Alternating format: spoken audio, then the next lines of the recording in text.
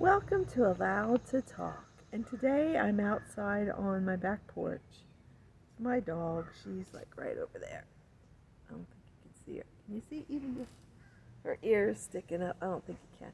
Anyway, this show today I want to talk about trauma.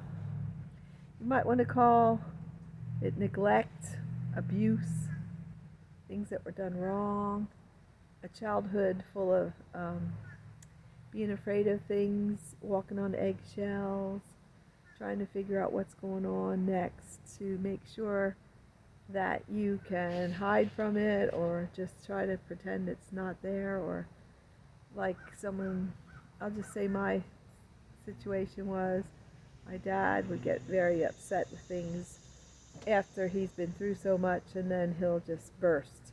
He'll just have a fit of rage. And there's a shadow because the cable line's right over my head, so there's a shadow on my face. So anyway, trauma. So you might have empathy. A lot of people have empathy and compassion compassion's important.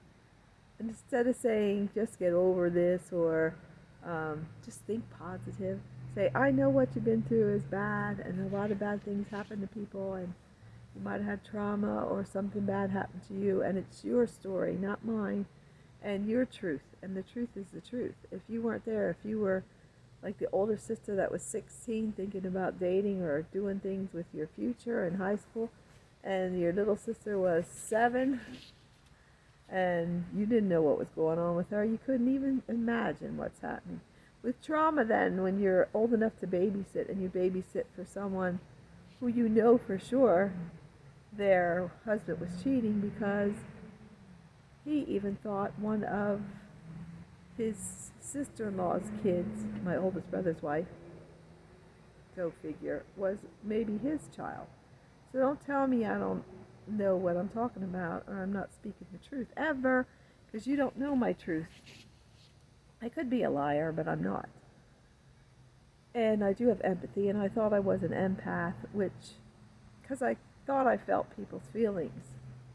The truth is, if they came in pissed off, I could see they were pissed off by their facial expressions and by the way they carried themselves. But I was walking on eggshells because of trauma as a kid. Being told to be seen and not heard, just don't say anything. If you try to talk, you shut up. If you do something after something else happened, nobody explained a thing to me, that this is why this has to happen, or that has to happen, or I'm upset with you because you did this, because I'm really, really upset about what happened with someone else, with one of my other kids, and what you did was cruel, but what they did was so wrong, I'm having trouble. And I'm having trouble believing it, is what I want to say. And you don't want to believe it, and you want to believe the easy answer, or the easy way is actually for someone to just die and get out of your life, so you don't have to see them or think about the thing that went wrong. You don't want to talk about it. Of course, my family didn't communicate for squat, crap, whatever the word you want to use. I can't use other 4-letter words. I'll be told, oh, you're not talking like a Christian. You're not acting like a Christian. So trauma, yes, it's trauma. It's not that you're an empath. Yes, you have empathy. Yes, you do. But the trauma can make you feel like you're walking on eggshells even as an adult. And you're not allowed to say anything back to someone, even if they're talking about you right there in the third person, like you're not even in the room. You're just afraid to talk back. Well, not anymore, I'm not, but I had to go through the healing through it.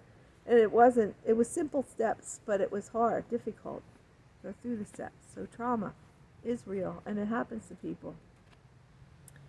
And if you ever dealt with a very cruel person who, is, I'll say it, narcissistic. They're a narcissistic personality disorder. Yeah, we have traits. Everyone has a trait, narcissistic trait. We want to be something. We want to do something. We want it our way. But I'm talking about a personality disorder or a narcissistic, very cruel person who doesn't care. They'll love bomb you, and love bombing feels so good. You feel like you're being validated and nurtured by this person. But I'll tell you, if someone's so very charming, kind, nice, sweet, it's such a sweetheart, it's not real. Nobody is that charming, nice, and sweet. Nobody. Nobody. Run. Run as fast as you can from that person. They need help. Yeah, I needed help. Mental health issues because of my childhood and things that I believed that nobody was a liar or a pathetic, cruel, heartless person.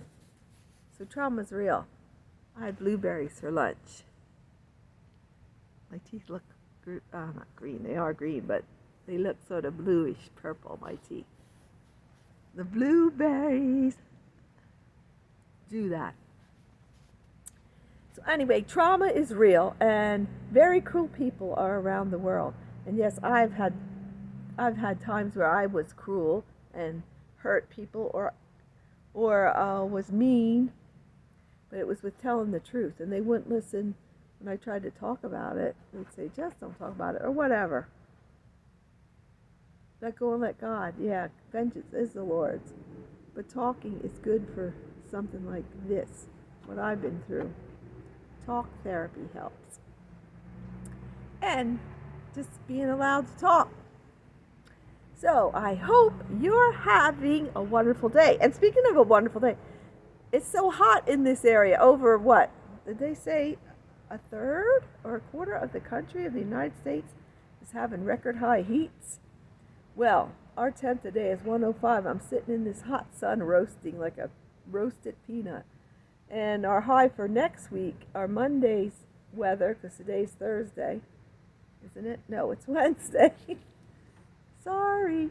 So, our high for Monday is 108 degrees.